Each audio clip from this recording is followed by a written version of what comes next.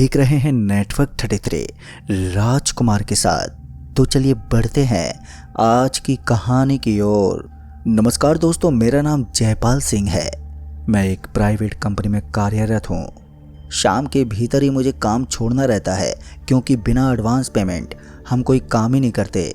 लेकिन फिर हमारी कंपनी के बॉस ने हमारी सैलरी बढ़ाने का फैसला किया और इसी फैसले से खुश होकर मैंने अपनी कंपनी को एडवांस कम देना शुरू कर दिया। और मेरे काम से खुश होकर मेरे बॉस ने आखिर में फैसला लिया कि वो मुझे एक दूसरी कंपनी में जॉब दिला देंगे और जिस कंपनी के अंदर मेरी सैलरी बहुत ज़्यादा होगी। मैं उस वक्त दोस्तों इतनी ज़्यादा सैलरी कमा सकता था जितनी यहाँ के कर्मचारियों की डबल हो जाए। मुझे भी इस काम से बड़ी खुशी मिली कि आखिर में मैंने अपनी मेहनत के दम पर एक अच्छी जॉब हासिल कर ली। फिर क्या था, मैंने दूसरी कंपनी ज्वाइन करना बेहतर समझा। लेकिन जब मैं दूसरी कंपनी में इंटरव्यू देने के लिए पहुंचा तो उन लोगों ने मुझसे कुछ अजीब से सवाल पूछे, कुछ ऐसे सवाल जो हर किसी को हैरान कर देते। बाद में मुझे पता चला कि कंपनी में मुझे कोई जॉब ही नहीं करनी है, बल्कि कंपनी के मालिक को सिर्फ गाड़ी से छोड़ना है और उसे वापस लेकर आना है। अगर देर रात हो जाती है तो भी मुझे अपनी जान पर खेलकर कंपनी के ओनर को किसी भी तरह से कंपनी तक पहुंचाना है। दरअसल उस कंपनी के लोग पुरानी चीज़ जैसी कोई भी रहस्यमय चीज़ के ऊपर से पर्दा उठाने का काम करते थे और उनका काम सबसे बड़ा पसंद आता था। आसपास के इलाकों में उनका बड़ा नाम चलता था और जब मुझे उस कंपनी में जॉब मिल रही थी तो मैं किसी भी हालत में इस जॉब को खोना नहीं चाहता था। ऐसे में मैंने बिना कुछ सोचे समझे उस कंपनी के मैनेजर को हाँ बोल दिया कि मैं सारे काम करने को तैयार हूँ। ऊपर से जब सैलरी के बारे में मैंने सुना तो मुझे एक बार तो मेरे कानों पर विश्वास ही नहीं हुआ, क्योंकि महीने का 2 लाख रुपया हर किसी को नहीं मिलता है और शायद इतनी रकम में तो कोई भी किसी भी तरह का काम करने के लिए तैयार हो जाए। ऊपर से मुझे विश्वास नहीं हो रहा था कि कोई मुझे इतना छोटा काम देकर इतने ज़्यादा पैसे दे सकता है। लेकिन जिस तरह के उन्होंने मुझसे सवाल पूछे थे वो भी काफ़ी अजीब से थे। उनका कहना था कि क्या आप प्रेत नगरी में जा चुके हैं। ये सवाल इतना अजीब था कि इसको सुनकर ही मुझे हंसी आ जाती। उनका दूसरा सवाल भी कुछ ऐसा ही था कि क्या आप मुसीबत के समय अपनी गाड़ी की हेडलाइट ऑफ करके धीरे में गाड़ी चला सकते हैं, जिनका जवाब मुझे काफ़ी सोच समझ कर देना था। हालांकि मेरे जवाब से उन पर कोई असर नहीं हुआ और उन्होंने मुझे तुरंत एक काम पर रख लिया। उन लोगों की एक खासियत मेरी भी समझ से परे थी कि उन्होंने मुझे इतनी जल्दी अपने काम पर कैसे रख लिया। फिर उसके बाद मैंने इस चीज़ को ज़्यादा सीरियसली नहीं लिया और चुपचाप काम करने में जुट गया। मुझे दूसरे दिन से ही उनके वहाँ जाकर काम करना था। लगभग दूसरे दिन ही मुझे वहाँ के एक बॉस को कंपनी तक छोड़ना था। ऐसे में मैंने अपनी गाड़ी स्टार्ट की और उसके बाद गाड़ी लेकर निकल पड़ा। अभी मुझे यहाँ से अपने बॉस को लेकर निकलना था और उसे कंपनी तक छोड़ना था। उसके लिए मुझे आज दिन में ही रास्ता देखना था कि वो रास्ता किस टाइप का बना हुआ है। मुझे उस रास्ते को अच्छी तरह से निहारना था और फिर ये चीज़ ध्यान में रखनी थी कि आखिर किस जगह पर मैं गाड़ी रोक सकता हूँ और किस जगह पर मुझे कोई गाड़ी का स्टैंड दिखाई दे सकता है। दोस्तों, बाद में मैं इन चीज़ों को नोट करते हुए आगे बढ़ने लगा। वो बॉस अभी भी गाड़ी के पीछे वाले साइड में बैठे हुए थे। फिर मुझे लगा कि वो एक कंपनी का मालिक होने की वजह से बड़ा घमंडी होगा। लेकिन फिर उसने हल्की सी आवाज़ में बोला, ड्राइवर साहब, कौन से गांव से बिलोंग करते हो आप। और इसी तरह से उस आदमी और मेरे बीच में थोड़ी बहुत बातचीत होनी शुरू हो गई। जितना मैंने सोचा था वो आदमी उससे कहीं ज़्यादा उल्टा निकला। यानी कि आसान शब्दों में कहूँ तो वो आदमी मुझे काफ़ी पसंद आया। उसके बोलने का अंदाज और साथ ही उसका वो अच्छा नेचर मुझे काफ़ी अच्छा लग रहा था। और यूं ही बातें करते करते कब मैं उसके नए ऑफिस में पहुंच गया मुझे पता ही नहीं चला। और फिर ऑफिस में पहुंचने के बाद उसने अपनी जांच पड़ताल करना शुरू कर दिया। अभी भी मेरा रास्ता ख़त्म नहीं हुआ था। मुझे उसे लेकर अब एक इलाके में जाना था और उस इलाके में उसके साथ उसकी टीम भी थी। फ़र्क बस इतना था कि मुझे वापस अकेले सफ़र तय करना था और उसे लाने के लिए वापस अकेला ही जाना था। वैसे तो वो इस तरह की मिस्ट्रिकल जगह पर अकेला ही जाता था, लेकिन कभी कभी जब ज़्यादा खतरा महसूस होने लगता तो वो अपनी पूरी टीम को अपने साथ रखता था और अब उसकी टीम में मैं भी शामिल हो गया था। ऐसे में मैंने फिर से गाड़ी स्टार्ट की और उसे उसकी नई ऑफिस से कंचनपुर गांव की तरफ ले जाने लगा। कंचनपुर गांव एक ऐसा गांव माना जाता है जिसके अंदर रहस्यमय चीज़ों का खजाना है। कहते हैं कि यहाँ की चीज़ बहुत ही पुरानी होती है और उन्हें पुरानी चीज़ों को इकट्ठा करने के लिए हमारा बॉस और टीम उस तरफ रवाना हो गए। मैं उस आदमी का एक्सपीरियंस देखकर इस बात को समझ गया था कि आखिर इस आदमी के पास इतना पैसा क्यों है। वो एक एक चीज़ को अच्छी तरह समझता था कि ये चीज़ किस तरह से बनी हुई है और ये कितने साल पुरानी हो सकती है। उसका दिमाग किसी बहुत ही बड़े साइंटिस्ट से कम नहीं था। इतने में ही गाड़ी ने कंचनपुर गांव में दस्तक दी और जैसे ही गाड़ी ने उस गांव में दस्तक दी तो मुझे कुछ अजीब सा लगा। वो गांव मुझे बाकी गांव से काफ़ी अलग लग रहा था। उस गांव की कई सारी दीवारें टूट चुकी थी जो किसी पुरानी खंडर की तरह लग रही थी।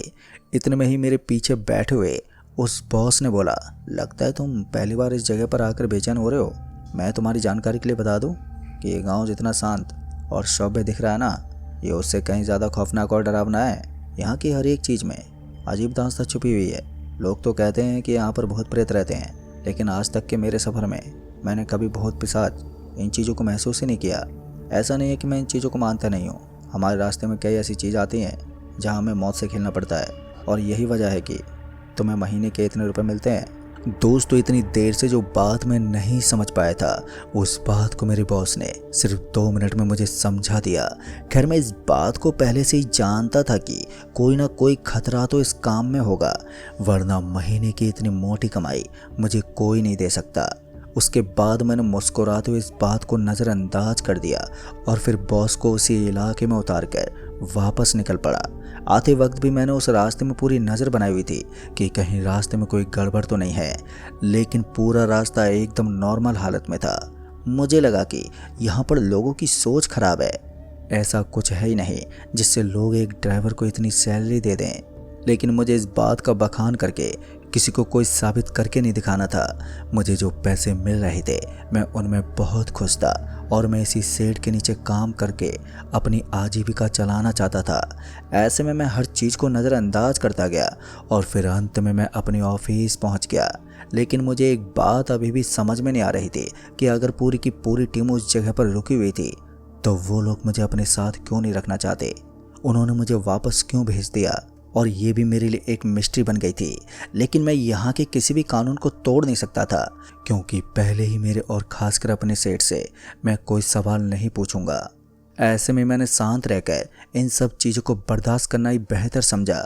मैं ऑफिस में आकर चुपचाप से बैठ गया। दरअसल उस बॉस ने मुझे एक अलग से ऑफिस दिया हुआ था और हैरान की बात ये थी कि उस ऑफिस में भी मुझे आराम करने के लिए हर चीज़ की सुविधा दी गई थी।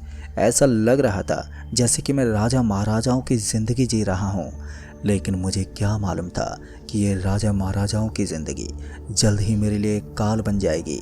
शाम होते मुझे एक फ़ोन आ गया और जैसे मैंने फ़ोन उठाया तो मुझे पता चला कि मुझे अभी के अभी अपने बॉस को लाने के लिए निकलना होगा।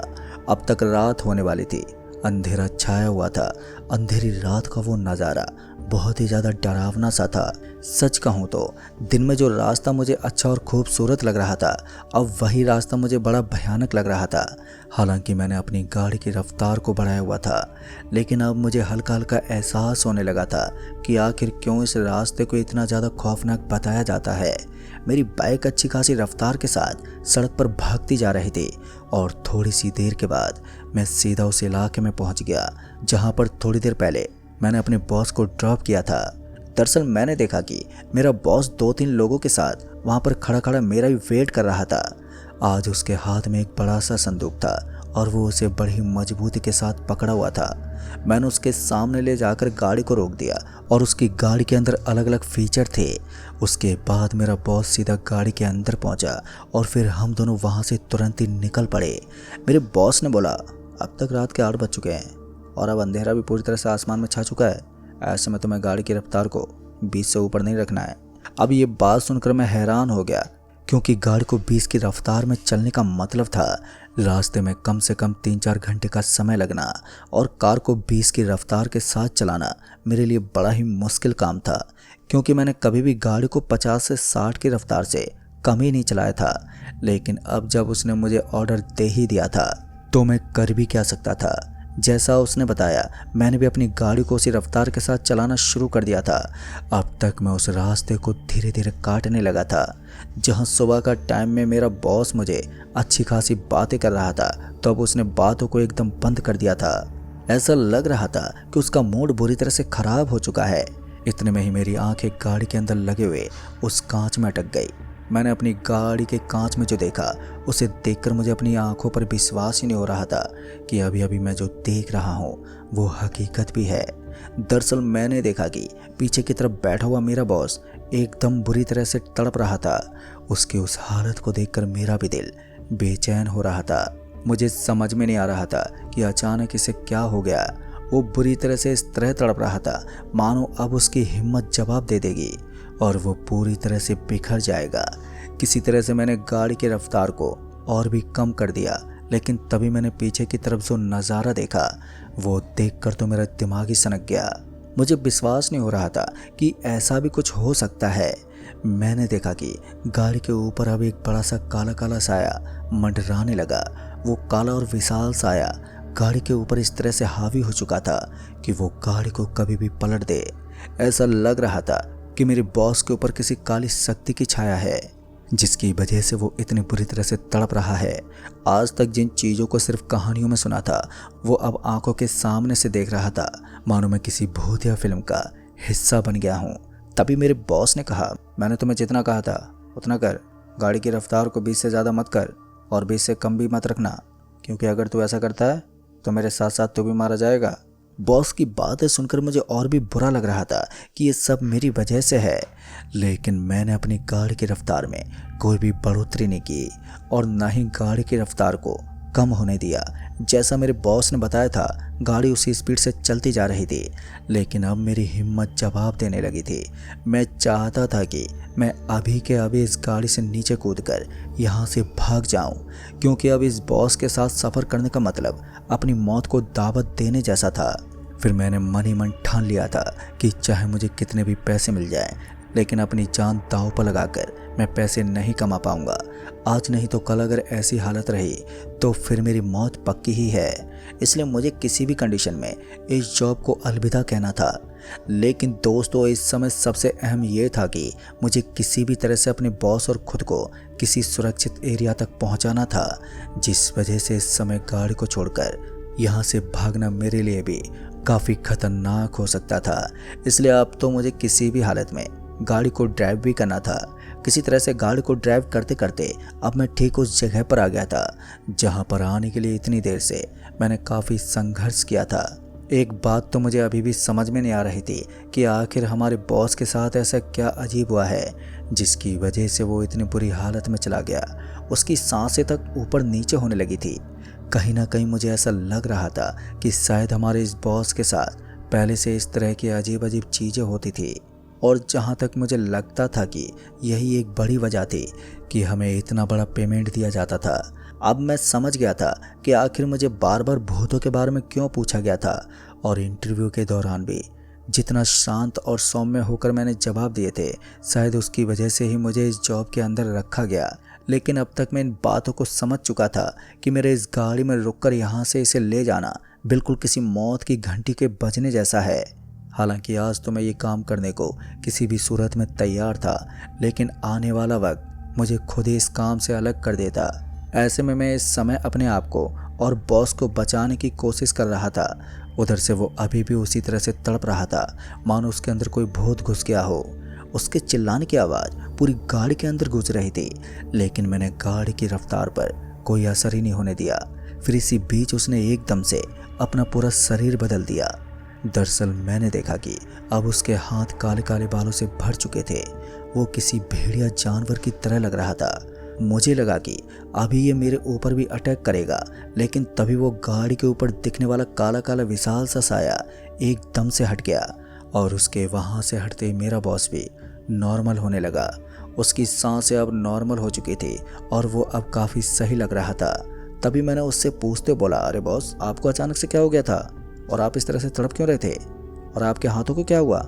इस पर पहले तो उसने कोई जवाब ही नहीं दिया, और उसने थोड़ी देर रुककर एकदम से बोला, तुम एक बार कार के साइड मिरर में देखो। उसके बाद जैसे मैंने गाड़ी के साइड मिरर में देखा तो मेरी आंखें फटी की फटी रह गईं। दरअसल मैंने देखा कि गाड़ी के पीछे बिल्कुल उसी की तरह दिखने वाले दो हाथ टाइप में कुछ थे जो हमारी ओर आ रहे थे। लेकिन ताजुब की बात तो ये थी कि गाड़ी की रफ्तार इतनी कम होने के बावजूद भी वो गाड़ी तक नहीं पहुंच पा रहे थे। तभी मेरे बॉस ने कहा, जब तक इन दोनों को कुछ खाने को नहीं मिलता तब तक ये हमारा इसी तरह पीछा करेंगे, और मुझे डर है कि कहीं हम दोनों आज इनका खाना ना बन जाएं। और रही बात मेरी, तो इन दोनों ने पहले ही मुझे बुरी तरह से काटा था। कहते कि एक बार किसी को काट लेते हैं तो उसके बाद उसकी परछाई इनके अंदर भी नजर आने लगती है, और ये खासकर जब इनका साया हमारे ऊपर मंडराने लगता है। दोस्तों, अब मैं सारा मामला समझ गया था, और तभी गाड़ी को एक बहुत ही जोरदार तगड़ा झटका लगा। ऐसा लग रहा था कि गाड़ी के टायर के सामने कोई पत्थर वगैरह आया है, लेकिन मैंने इस बार कार की रफ्तार को बढ़ा दिया। तभी मेरे पीछे बैठे मेरे बॉस ने बोला, अब तुम अपने हिसाब से गाड़ी चला सकते हो। बाद में मैंने गाड़ी को इस तरह से भगाना शुरू किया कि मेरा बॉस भी एक बार के लिए देखता ही रह गया कि ऐसा ड्राइवर साला कहीं नहीं मिल सकता। मैंने गाड़ी की रफ्तार को पूरा कर दिया था। सड़क पर गाड़ी सरपट भाग रही थी। एक तो वो गाड़ी इतनी शानदार थी कि ऊपर से उसकी रफ्तार भी ज़बरदस्त थी, और बात जब उसे काबू करने की आती तो वो थोड़ी सी दूर जाकर एकदम से जाम हो जाती। इसलिए उस गाड़ी को भगाना मेरे लिए कोई खतरनाक काम नहीं था। थोड़ी देर के बाद मैं ऑफिस पहुंच गया, और ऑफिस पहुंचने के बाद मैंने उस बॉस को साफ साफ कह दिया कि मुझे इस तरह का काम बिल्कुल नहीं करना। फिर उन्होंने मुझे केवल एक दिन काम करने के लिए 1 महीने की तनख्वाह दे दी, लेकिन उसके बाद मैं कभी दोबारा उनके पास काम करने नहीं गया। बाद में उस बॉस के साथ में क्या हुआ दोस्तों, मुझे कुछ भी नहीं मालूम। तो दोस्तों, इस कहानी में बस इतना ही। कहानी आपको पसंद आई हो तो वीडियो को लाइक शेयर कमेंट ज़रूर कर दें। तो मैं आपका दोस्त राजकुमार जल्द ही मिलूँगा ऐसी एक और भूतिया घटना के साथ। तब तक के लिए बाय एंड टेक केयर।